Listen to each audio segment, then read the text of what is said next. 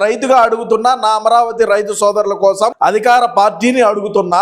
2015లో land pooling కు భూములు ఇచ్చిన రైతుల్లో ఎవరైనా వారికి కేటాయించిన ప్లాట్లలో ఇల్లు కట్టుకోగలిగారా?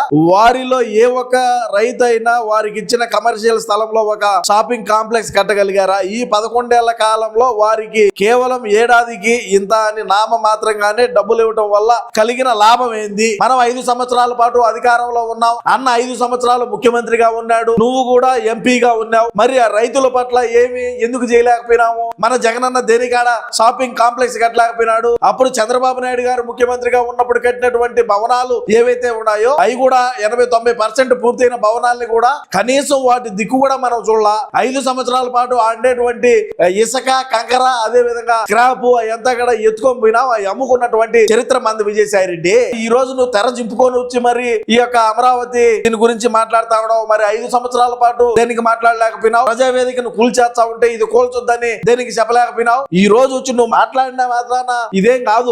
ఆ రోజుల్లో మనం దేనికి చెప్పలేకపోయినావు? చెప్పుంటే బాగుండు కదా అనేది నా అభిప్రాయం.